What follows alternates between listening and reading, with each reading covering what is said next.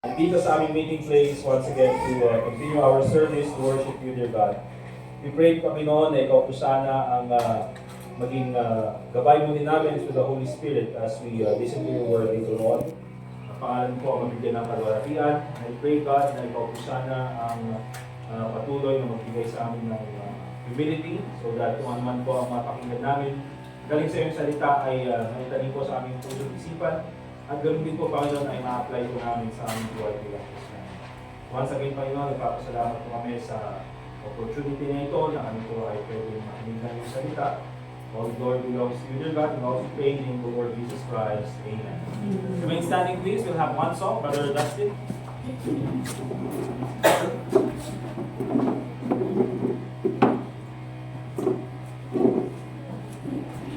Alright, let's open our songbooks, song number 44.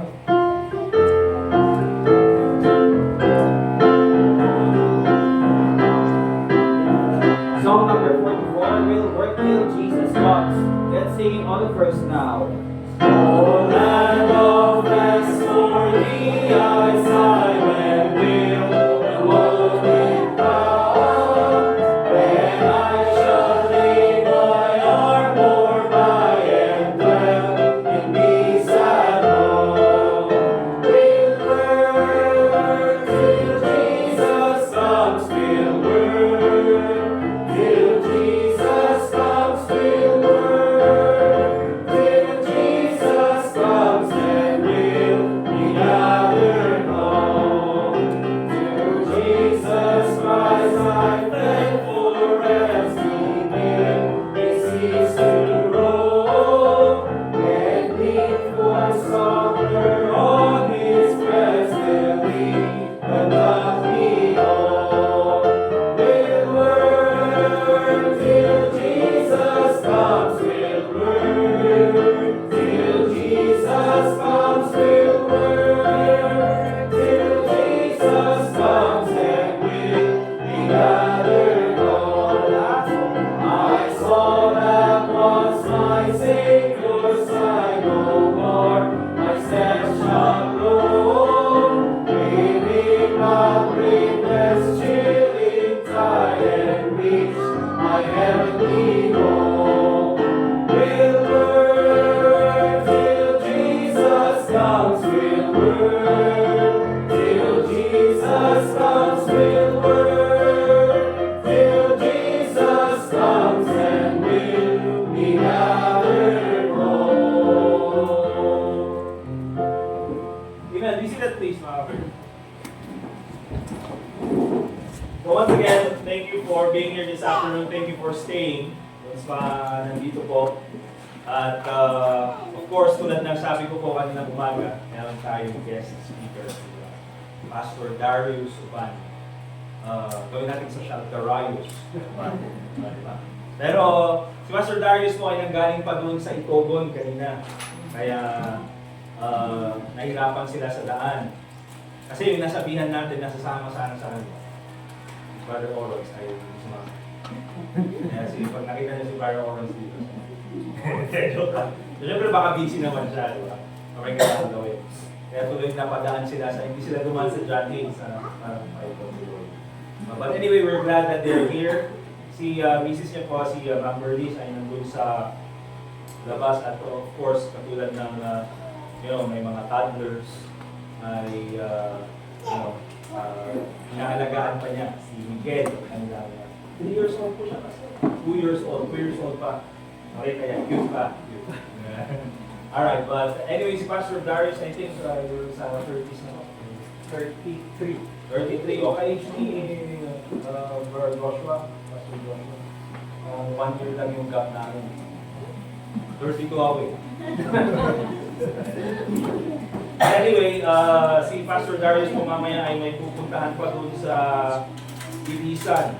Okay?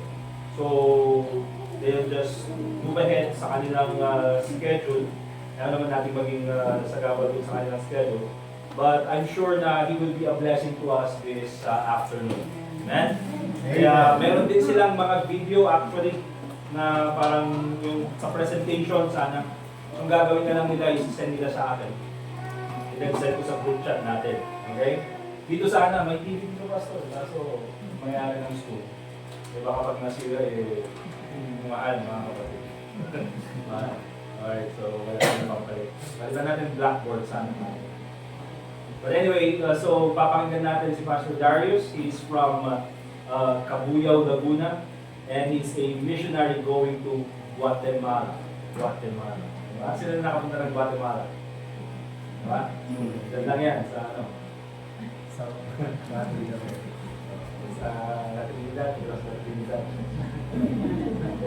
Diba sa ano? Central America ba yan? So Spanish yung kanilang salita.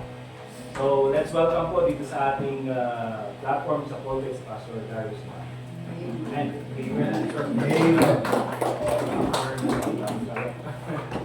Amen. Magandang umaga po sa inyong lahat. Sabihin po ang Panginoon, ako po nagpapasalamat na ako po yung hindi po ngayon sa inyong gawain. Grabe sa Corporate Gift for this wonderful opportunity. It is our joy and privilege po na makarating po dito to share the burden God has given us to the country of Guatemala.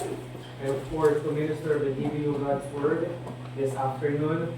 Sa little background po, patapos sa aking sarili, may family na din. Ako po ay na-save sa edad na 20 years old.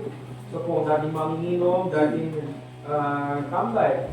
Ano, sino po yung mga dating tambay dito? Tambay pa rin yung pera. Wala nga amin. Wala nga amin. Ano, ako po yung dating literal na tambay na talagang out of school. Yun, di po na pagtapos ng kolehiyo. Ano, dahil sa kahirapan ng buhay. Naging laman ako ng lansangan. Hindi naman dahil sa wala akong bahay, pero most of the time nasa labas po ako. Ano po, ang tawag ko alam ko yung salitang katuga, kain, tulog, gala. Bilang po yung aking trabaho. So, nag-start po akong manigarilyo. I used to smoke, of course, hindi na ngayon. Baka isipin mo, hanggang ngayon pa din. I used to smoke. So, nagsimula po ako ng murang edad, 11 years old. Ngayon na sa 11 anos. Nagsimula po akong manigarilyo, 13 anos, 30 years old. Nagsimula po akong mag-inom ng alak. At nagpatuloy po yan for around 8 to 9 years of nangang buhay. Hanggang aking napagtanto sa aking sarili na kailangan kong baguhin ang aking buhay dahil bilang tambay, kahit naman walang patutunguhan yung buhay ko, meron pa rin akong pangarap. Sabi ko, meron pa rin akong dream for myself. Para marating ko yun, kailangan kong maging maayos na tao. Kailangan kong maalis sa mga bisyo ko at isa sa paraan na isip ko ay mahal naman magparehab at ayoko din magparehab, magchichismis ako. Atid ba ito? Isa sa paraan na isip ko mag-church. Pero dati, hindi po talaga relihiyosong tao. Bilang isang dating Katoliko, hindi po ako nagiging laman ng simbahan. Napapapunta lang ako sa Catholic Church. Pag nilong ako, ng mga tropa ko, mga tropa ko, syempre kailangan pumunta o kaya pag baccalaureate mass, kailangan mo magsimba. Pero maliban po doon, hindi ko talaga pipiling magsimba para sa akin sarili. So, noong time yun, 2012, bagong taon, magbabagong taon, isikat, ilusupot sa atin yung tinatawag na New Year's resolution. Naging resolution ko, first Sunday ng 2013, mag-church ako. So sabi ko, dapat yung church na pupuntahan ko, since wala pa akong alam sa Baptist Church, wala pa akong alam sa mga ganitong klaseng gawain. Sabi ko lang, basta malapit sa aming bahay, walking distance. Buti na lang, hindi ako taga-Baguio. Kasi yung mga daan dito, pag gano'n, namin po, patag lang. So walking distance. So ginawa ko po, first Sunday 2013, naghanap po ako ng church. Meron akong kasama isang kapwa ko din manginginom, dalawa po kami. So naghanap kami ng isang church, biyaya po ng Panginoon, Baptist Church yung una po namin nakita. Ang Bible Baptist Church of Mabuhay, Mamatid, Cabuyao, Laguna. Ngayon po kinadibilangan namin church, our sending church, under our sending pastor, Pastor Dominador Suhian. Walk-in po ako sa church, mga kapatid. No one invited me to go to a church namin. Tambay, tawag namin doon, trip lang. Meron dito. And I praise the Lord that Sunday, the gospel is being preached. Ako po'y naligtas. I learned from the word of God that I am a sinner na nangangailangan ng tagapagligtas or repented of my sin and put my faith on the Lord Jesus Christ. Nung Sunday na yun, ako'y naligtas. Then, since I know that I am saved, sabi ko, wala na dapat makapigil sa akin o makahadlang na pabautismo. This is the first step of obedience. Then I also want to participate sa church ministry. Sabi ko, magsisimula ako sa bautismo. ito na yung gusto ko maging buhay, gusto ko maging part ng church na ito. I also want to sing in the choir, kaya di naman maganda boses ko. Yung boses ko po mga kapatid, pang tula. Hindi pang kanta. So, pero gusto kong maging profitable in the ministry. So I got baptized after a month, then after a year, yun po yung time na God gave me this burden to surrender my life full-time in the ministry. That was 2015, produkto po ko ng Youth Quest sa Bethany, isang youth program, parang youth camp po siya. Para sa akin, isang taong Kristiyan pa lang po ako noon. Ang aking nasa isip lamang mag-enjoy. Since it's a youth program, probably masaya to. May games, there will be fellowship, food, di ba? May Baptist pagkain. So, hindi ko alam, yung po pala gagamitin ng Panginoon upang ako ay mag full-time in the ministry. So that was 2015. Then I became a full-time church worker. Pinadala po sa Bible School sa Muntinlupa. Hindi po sa loob, mga kapatid. Just to be clear. Hindi po tayo ex-convict. Pinadala po kami sa Muntinlupa sa Christ Baptist Bible College, na yun po naman ay under the ministry of Christ Baptist Church na kinabibilangan pong gawain ng aking butihing asawa, si Sister Bernice. So doon po kami nagkapalago sa Bible School. Ang aking wife po, siya po ay licensed physical therapist. So time na yun, nung time na yun, then she surrendered her profession, her title, at nag-full-time din siya sa church, nag-aaral sa Bible School, kaya kami nagkapalago ng landas. Kaya ang buhay niya ngayon ay umulo na. Ang aming calling po, aming burden to go to the country of Guatemala ay sumula po sa isang missionary ng 14. Nag-deputize po siya sa aming church. Parang ganito lamang po, nag-present siya ng burden, pinakilala niyo yung bansa. Yun po yung unang beses na narinig ko na mayroon palang bansang Guatemala. Kasi po sa aming church, ng time na yun, 9 years na po akong full-time church worker. So nananalangin ako sa Panginoon, Lord, ano po yung pwede kong gawin for you? Para mas ma-glorify ko yung pangalan nyo sa aking buhay. So Lord, sabi ko, as I pray to God, kung tatawagin mo ko magpastor, here you might send me. Foreign or local, basta gawin mong maliwanag sa akin ang kalooban mo. So every time meron kong missionary dumadalo sa aming church, pinagka-pray ko yung bansa. I pray for different countries, na bawat nagde-deputize po sa amin. Pinagka-pray ko, sabi ko, Lord, the laborers are needed sa bansang ito. Kung tatawagin mo, just make it clear, yung calling mo, yung burden mo, Lord, without hesitation, I will go. At laging maliwanag po yung sagot ng Panginoon, it is the country of Guatemala. Kaya po since that time na nag-become missionary in 14, nagsimula na po yung burden for me to go to this country. Then kung maaalala po natin ang bansang Guatemala, ito po ay Latin American nation. They're Spanish-speaking people, sila po yung minsan na-colonize sila ng Spain. Kaya marami po tayong similarities bilang isang bansa. Kung tayo po mga Pilipino, ang ating major religion, Catholicism, ganun din po sa kanila. Which is a blessing, at some point, kasi meron po tayong freedom to practice our faith, exercise our faith. We have the freedom to share the gospel na mahalaga po natin samantalahin. Kasi marami din po sumasamantala ng ganitong kalayaan sa bansang Guatemala. Kung sa Pilipinas po, meron tayong Kibuloy, Manalo, and many more names na kilala po natin, they're preaching a false gospel. In fact, sikat na sikat po ngayon yung appointed Son of God from the South and the Holy Spirit from the North. Narinig nyo na po yun? Hindi nyo ba narinig yun? Meron po tayo Holy Spirit from the North, from Pampanga. Oho, mapalad ang Pilipinas, dalawa ng persona ang nasa atin. Pare-parehong mga false God. Merong sa Sigibuloy, he claims the appointed Son of God. Meron po from Pampanga. Kinalimutan ko rin yung pangalan niya. And he claims to be the Holy Spirit. Trending po sa Facebook ngayon. So, sa Guatemala meron din. In fact, they have this preacher, pastor named Cash Luna. Pangalan pa lang po, Perena. Bakit? Sino po itong tao ito?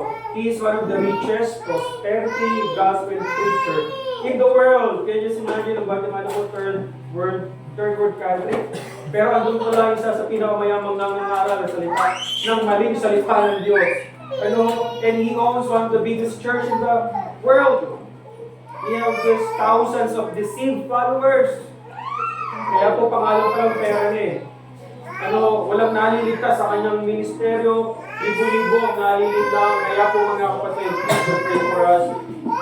As we launch this mission field, we are praying, this year, makapunta kami ng mission field and we will preach the gospel. And we will start an old-fashioned Baptist mission. Alam niyo po sa Guatemala, wala po kaming kilala doon, wala pong Pilipino doon masyado. Kaya po walang embassy ng Guatemala sa Pilipinas. Kasi wala pong direct relationship ng Guatemala at Pilipinas. Kasi wala naman pong OFW doon. So please do pray for us. It is our privilege po to preach the gospel in Guatemala through our partnership. And it is our joy to give you the Word of God this afternoon. Ayun po yung aking pamilya, yung cute na mag-ina sa likod. Ang aking wife po, si Missionary Bernice, and our missionary baby boy, Miguel Aquila. Once again, we are the Divine Family from Bible Baptist Church of Mabuhay, Mamatin, Cabuyao, Laguna, under Pastor Domingo Suhian. Now it is time for the Word of God. Amen? Amen. So please do open your Bible po. And on Matthew chapter 9,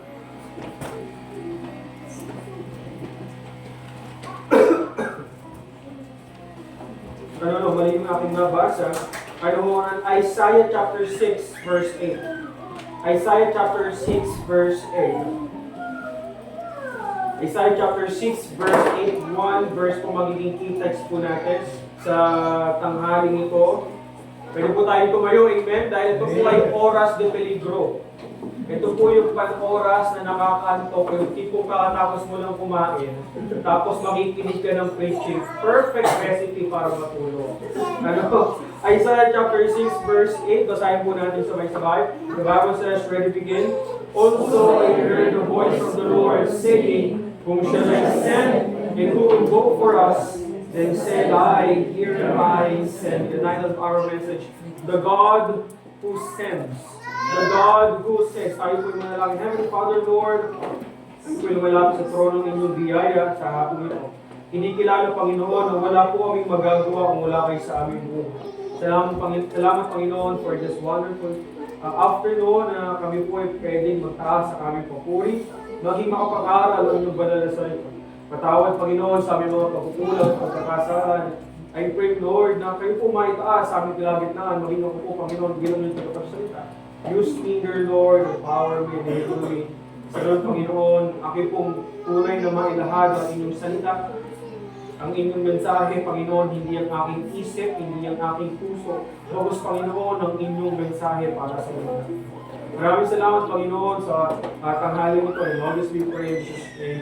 Amen. Pwede na po tayo magsiupo. Isaiah chapter 6, verse 8, the Bible says, and I heard the voice of the Lord say, whom shall I send, and who will go for us? Then said I, here am I, send me. You know, mga kapatid, before Mark chapter 16, verse 15, before Christ gave this great commission passage going into all the world, the heart of God was already crying, who will go for us? From the Old Testament, this has been the existing question. Who will go for us? The Great Commission was not born sa isang engranding meeting. The Great Commission was not born from the intelligent mind of man, but it is from the very heart of God. Mission did not begin with the church. It began with God Himself. From Abraham's call to Jonah's mission to Isaiah's vision, God has always been seeking for messengers. God has always been seeking for someone who will go for Him. And that question remains even for us today. The Great Commission is not merely a command to obey, but it is also an invitation to join God's heart and to participate in this glorious ministry, the Great Commission. You know, the Great Commission is a glorious work. It is a victorious work dahil ito po ay gawain ng Diyos. And we know with God, nothing shall be impossible. God will always be victorious. Kaya kung ikaw ay naging parte ng Great Commission, You have been invited. You are partaking in this glorious, victorious work of Christ. First, look with me this afternoon when the Bible says, I heard the voice of the Lord. Number one, the majesty of the sender. The majesty of the sender. Before Isaiah could hear God's call, he had to see God's glory. Nakita muna ni Isaiah kung gaano ka-glorious ang Panginoon. Na talaga po mga kapatid, we are, with our fleshly eyes, we are not worthy to see God's glory. Kaya po si John, kung babasahin po natin yung book of Revelation, yung nakita niya yung glory ng Panginoon, siya ay nagpatira pa. Because he knows he is not working. Before we can value the Great Commission as a command from God, we need to value God with His glory. Kung gaano ba pag-glorious ang Panginoon, kung sino ba siya, kung ano ba siya, and we need to worship Him with the glory He deserves. So look with me first. God's holiness inspires our mission. God's holiness inspires our mission. Isaiah saw the Lord high and lifted up, and the seraphim cried, Holy, holy, holy, on verse 3. When the holiness of God fills our view, sin becomes intolerable, and souls become valuable. Alam niyo po mga kapatid, mahalaga na una po natin makita yung holiness ng Panginoon. We need to give value, we need to give glory sa holiness ng Panginoon. God is holy, amen? When we say holy, kaya nga po mga kapatid, Diyos ay galit sa kasalanan. He hates sin the most. Kaya when Jesus Christ, when He was praying at the Garden of Gethsemane, sabi niya, let this cup pass over me, nevertheless, not my will, but thine be done. Hanggat maaari daw ay hindi dumaan sa kanya yung cup. What is in that cup? Ang laman ng cup na yon is the very wrath of God and the sin of whole mankind. The Bible says, hindi lamang ipinasal sa Panginoon ng kasalanan. He was made sin for us. The very thing Jesus Christ hates bilang Diyos ay kasalanan. At the cross, siya yung nagmistulang kasalanan para sa atin. He became sin for us. Kaya po when we value, when we see God's holiness, makikita po natin yung frailty of mankind, how sinful mankind is. Makikita po natin that we ourselves, although yes, we are Christian, but we are still living in our sinful flesh. We are still living in our corruptible flesh. When we see God's holiness, you will be inspired to live a holy life. And we are even commanded to live holy, for He is holy. Amen. Kailangan po natin mamuhay ng banal. Ayan po ay ingredients sa pangangaral ng salita ng Diyos. You cannot preach the gospel of Christ kung ikaw ay namumuhay sa kasalanan. Kung ikaw ay nagtatampisaw sa putik ng kasalanan na minsan kang iniligtas ng Panginoon.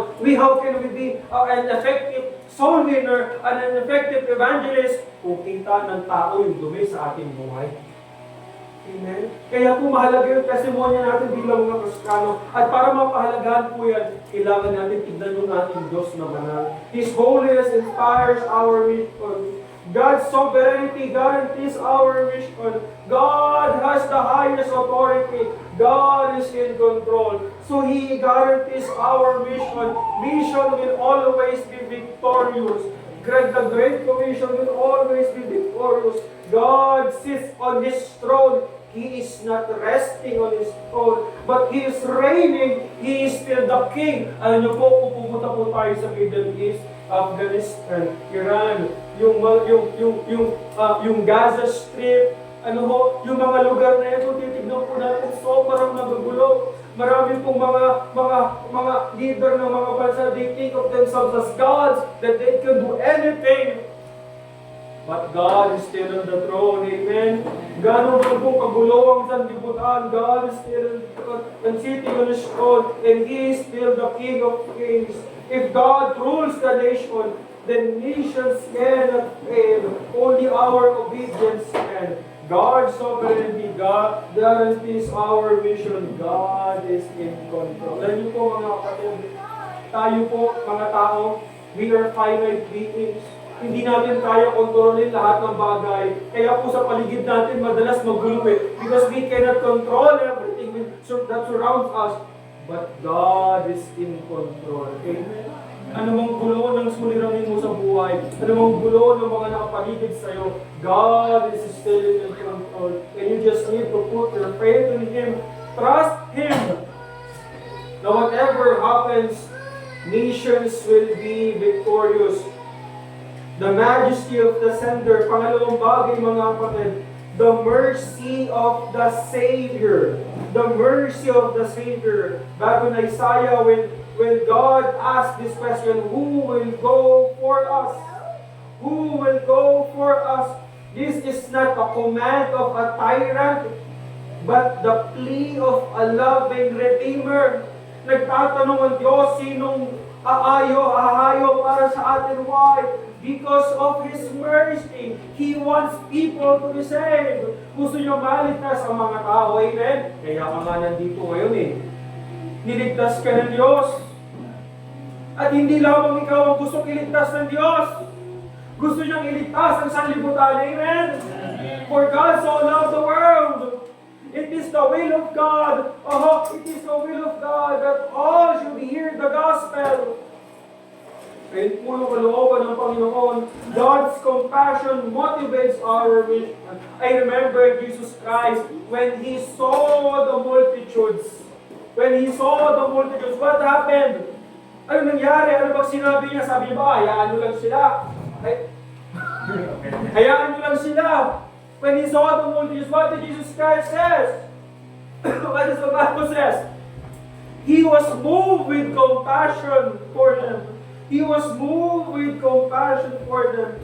This compassion should motivate our mission. When God asks who will go for us, it reveals that God, it does not reveal that God lacks power, but it reveals His abundance of love. Hindi naman po sinasabi ng Panginoon na hindi ko kasi kayang gawin yan eh. Kayang gawin ng Diyos yan. Kaya nga po yung Great Commission is not a burden. It's a privilege. Amen. It is a big privilege to carry the name of Jesus Christ and to be partakers in this grand, glorious plan of salvation.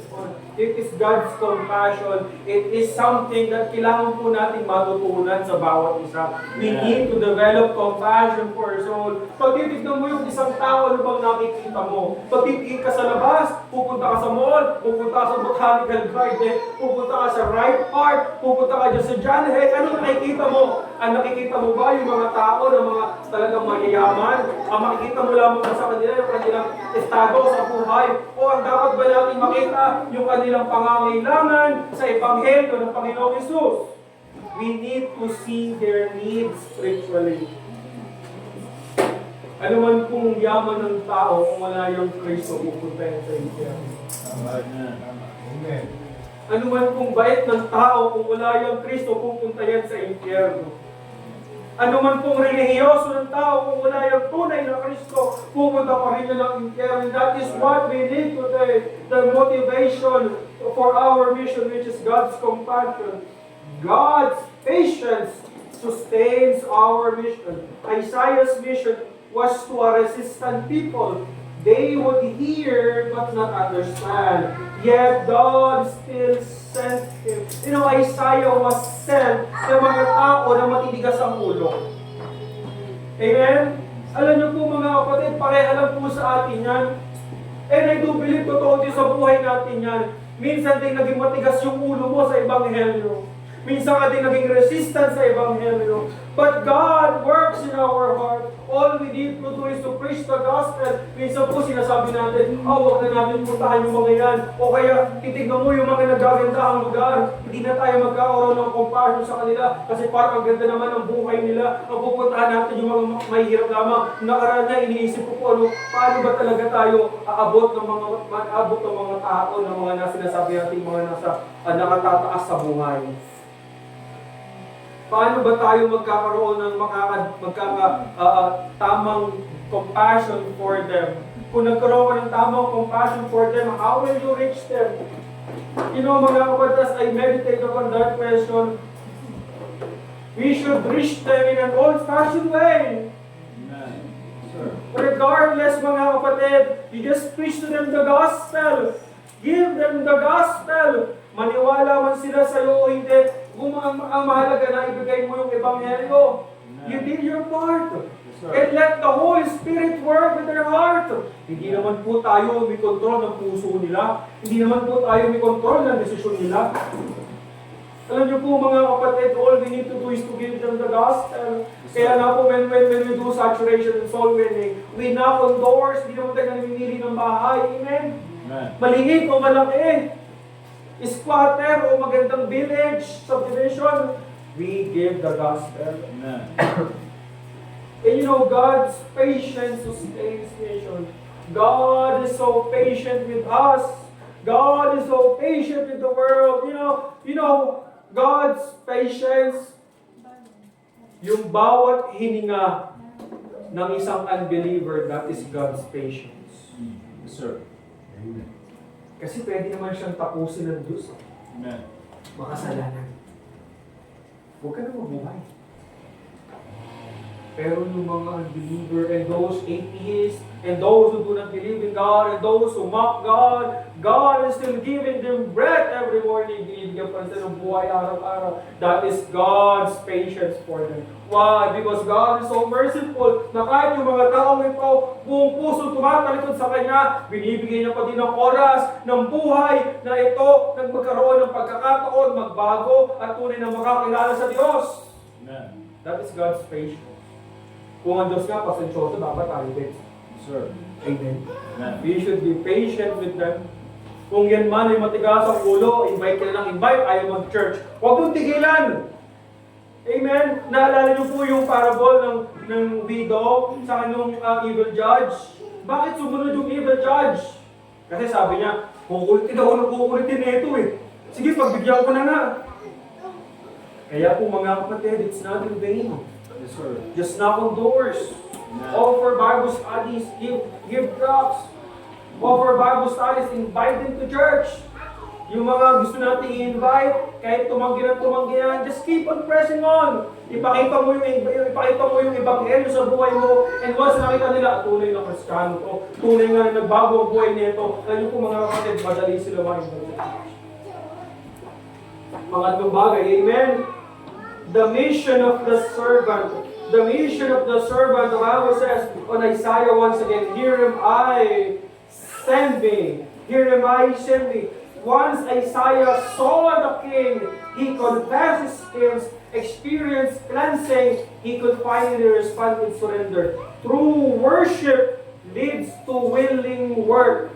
You know mga kapatid, the mission of us Christians is the answer to this question, here am I, send me. And at alam niyo po mga kapatid, itong statement na to, hindi lang po ito dapat para sa mga propeta lang, hindi lang po dapat sa mga pastor, hindi po dapat sa mga bagong student lamang, ito po ay dapat sinasabi natin lahat, Lord, here am I, send me. Lord, here am I, send me. Hindi naman kailangan sa malayong bansa agad. You know, mission starts where you are right now. Baka pag uwi mo, may unbeliever ba dyan sa bahay mo? Their heart is a mission field. Amen. Dalawang klase lamang po ang tao eh. Pag Kristiyano ka, missionary ka. Pag unbeliever ka, mission field ang puso mo. So kung nasa isang lugar ka na maraming mission field ang puso, Great Commission starts there. Go and preach the gospel. We see God's purity requires our cleansing. Before Isaiah could go, naalala po natin, he was given this live coal from the altar. Kailangan niyang matouch ng kanyang lips. Cleansing preceded calling. Alam niyo po, hindi po tatawag ang Diyos ng isang Kristiyano na bumuhay sa kasalanan. Hindi po pwede natatawag ang Panginoon na wala ka sa kalooban ng Panginoon. You need to be inside the will of God para tawagin ka sa ministeryo. Amen? Hindi po tumatawag ang Panginoon sa isang ministry, sa isang mission nung mula sa backsliding. I do believe in that. Kailangan mo makarecover and need to be back in the way of God. Makarecover ka. And you will discover Ano mo? Alam niyo po, maraming naging ganyan. Yung mga nagsimula ng mga false religion. Oo. Maraming nagsimula ng false religion. Marami pong galing sa Baptist Church. Ano mo? Nagsimula ng Adventist. Galing sa Baptist yun. Nagsarili. Nagkulong. Ano, nagsarili ng interpretation. Who went outside the will of God. Nagsimula ng sariling religion. Alam niyo po mga kapatid, God does not send them. Alam po natin ito God does not send the qualified. He qualifies those He sends. Amen? Ang qualification po for us to be in missions, if you want to be a missionary, mga kapatid, and that is a good desire. Amen? I want to be, sino gusto maging missionary dito? Nasa ako. Alam niyo po mga kapatid na tayo missionary. You are a missionary. Amen? You must be reminded na ikaw ay missionary. Amen. We are all missionaries. So if you want to go to a foreign land and to be a missionary, you need to start a mission work in the local field. It's not about your quality or your character or your skills. Because God is the one who enables. Ang kailangan ng Panginoon ng puso mo, ang magsasabi, Lord, here am I, send me. Lord, here am I, use me. Lord, here am I, use me. He will enable you. He will qualify you. He will give you the skills that you need, the resources that you need. God's purpose demands our obedience. Isaiah didn't ask for details. Ang sabi lamang ni Isaiah, send me! Amen, napansin niyo po yun. Hindi tinanong na Isaiah, Lord, teka, saan ba ako specific pupunta? Ito ba mga tao pupunta ako? Matitinong tao ba to? Ito ba mga tao nito? Susunod ka agad sa akin? No! He didn't ask for details. He just says, Lord, here I send you. The Great Commission is not a suggestion. It is a summon for us. Obedience opens the door to divine purpose. Every here am I becomes the beginning of a movement of God. Alam niyo po mga kapatid, I do believe bago nag-start ang mission dito, meron mo nang sabi, Lord, here am I. Amen? Bago nag-start yung church sa High Crest, I do believe binasabi mo na, Lord, here am I. Bago nag-start yung mga mission sa mga naglalakihang church, binasabi mo na, Lord, here am I. Starts with this quote, here am I. Na to our conclusion, amen? Amen. From Isaiah to the Calvary's cross, the same voice still calls today.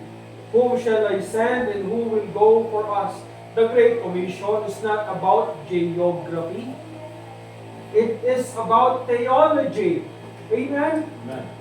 Hindi po natin dapat itanong, alam niyo po, minsan gusto natin kaagad yung detail bago ka mag-surrender. Gusto mo muna yung assurance bago ka mag-surrender. Sabi mo, Lord, pag nagsuko ba ako ng buhay, makakakain yung mga anak ko. Pag nagsuko ba ako ng buhay, makakapag-aral yung mga anak ko. Pag nagsuko ba ako ng buhay, magaging mga ayos. You don't need to know the details, you just need to know God. Hindi mo kailangan tanong, Lord, sambak, saan, ano ba? Lalaki ba yung church? Magiging mega church ba? Magkakaroon mo ka ng mayaman? No! You don't need to ask those questions. You just need to know who God is. God is still holy. God is still merciful. And God is still sending today. Sabi nga ni David Livingstone, if a commission by an earthly king is considered an honor, how can a commission by a heavenly king be considered as sacrifice? Right. Amen? Amen. Bakit pagdating sa panawagan ng Diyos, iniisip natin na lagi kagad sakripisyo? It's a privilege. Jesus Christ sacrificed for us. That is sacrifice. Yung tayo magbibigay sa Diyos, hindi naman po sakripisyo. Privilehiyo po iyon. Amen. Dalawa lang naman pagpipilian mo eh. Sino gusto mong gumamit sa buhay mo? Yung mundo o ang Diyos? Si Satanas o ang Diyos? Yun lang naman eh. you want God to use you. Let's say, Lord, Jeremiah, use me. Jeremiah said, me, so church, believers, Christians, children of God, as we admire God's holiness and glory, as we watch the multitudes, ayaw natin sabihin, Lord, Jeremiah, send me. Amen. You don't need to know the details kung saan kayo papadala ng Panginoon. Just say, Lord, here am I, send me. Hindi mo alam, ipapadala ka lang dyan sa kapitbahay mo. Kasi nga, unbeliever pa yung kapitbahay mo. Hindi mo alam, ipapadala ka ng Panginoon sa kamag-anak mo, sa kapatid mo, sa tito mo, sa pinsan mo, sa lolo mo, even to your parents. Just say, Lord, here am I, send me.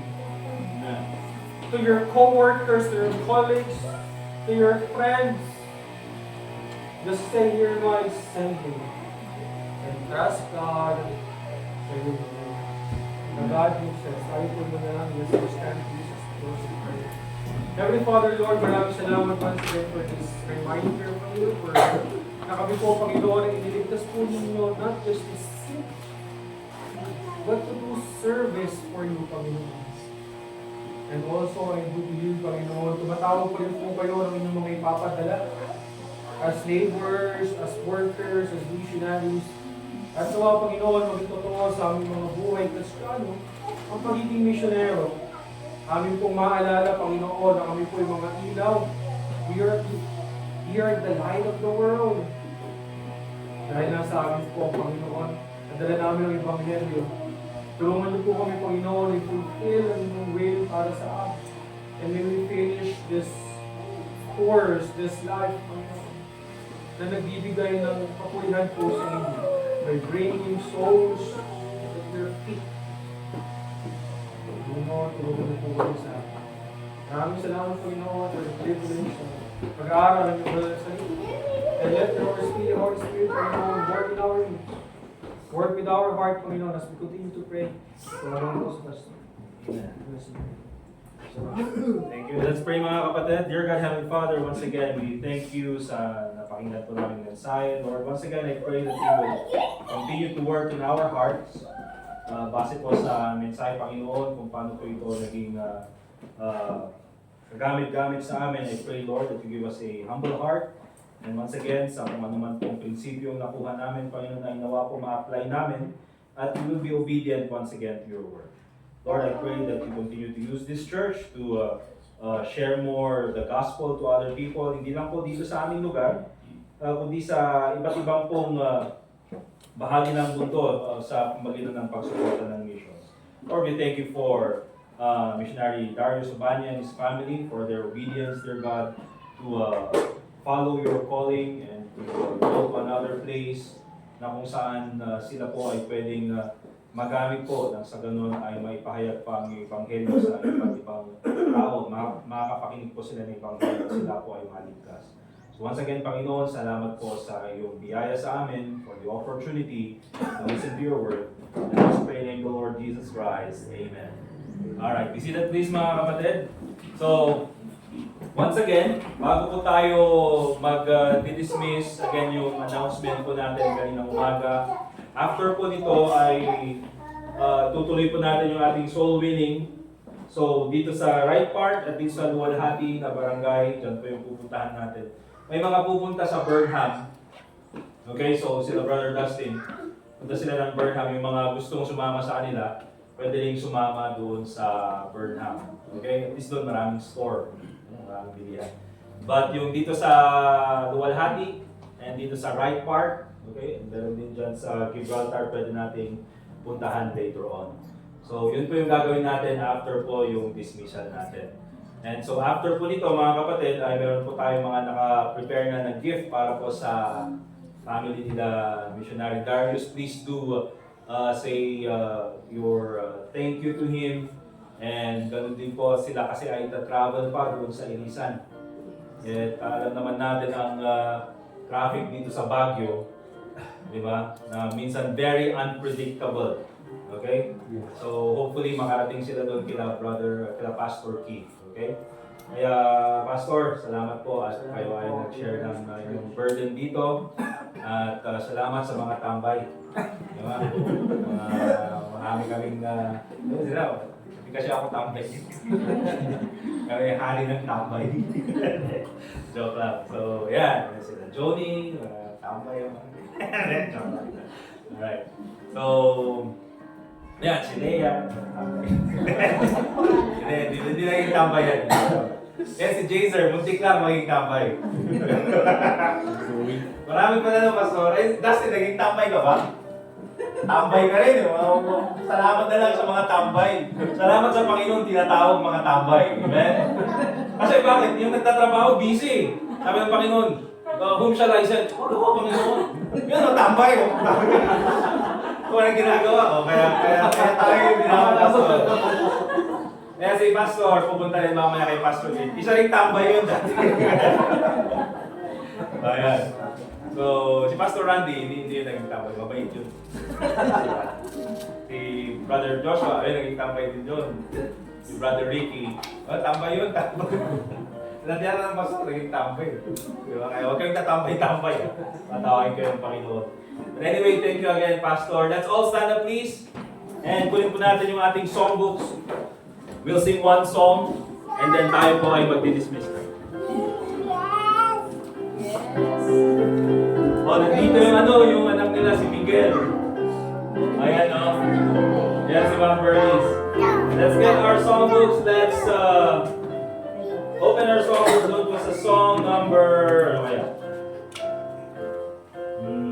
Dito na.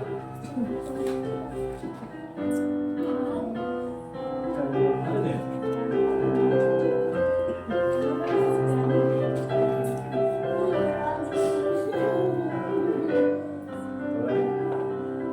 Oh, ito, song number 392. Yun, a soul winner for Jesus. Oh, by the way, kasi pala, sama kayo soul winning dito kasi and si brother Alfie, nag-promise siya. Kapag maglilibre siya ng dog bread. Multiple choice, dog bread, pizza, or...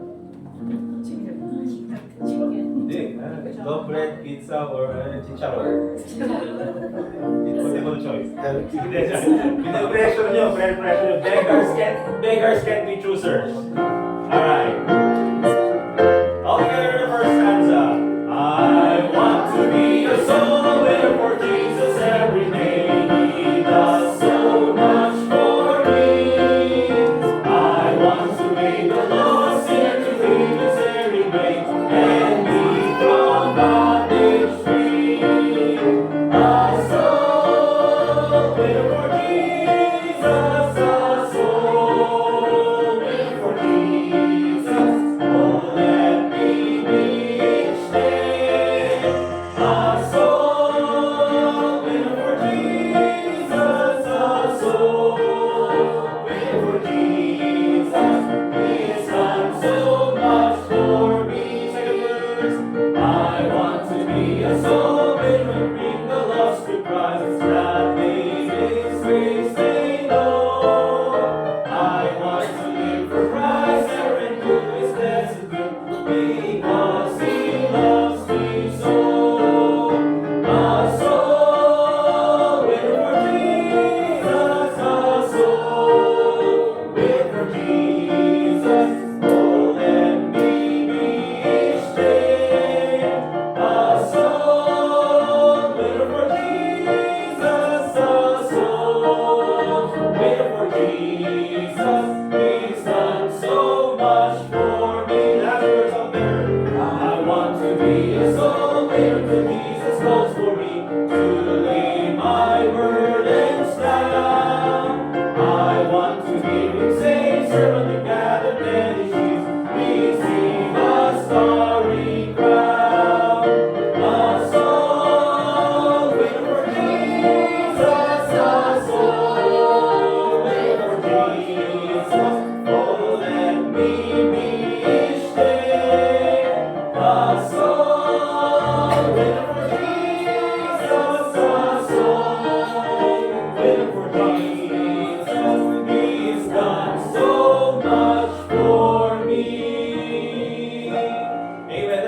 si Sir Hector para sa ating closing prayer.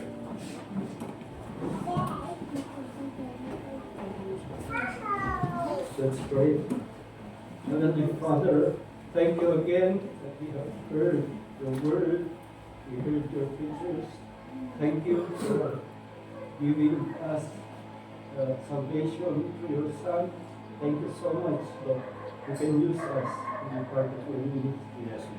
Thank you that we can be part of that great commission that you have given us and help us to be of service to you and to others. We ask this in Christ's name. Amen. Amen. We're dismissed, mga kapatid. Shake hands with our praise and Lord. And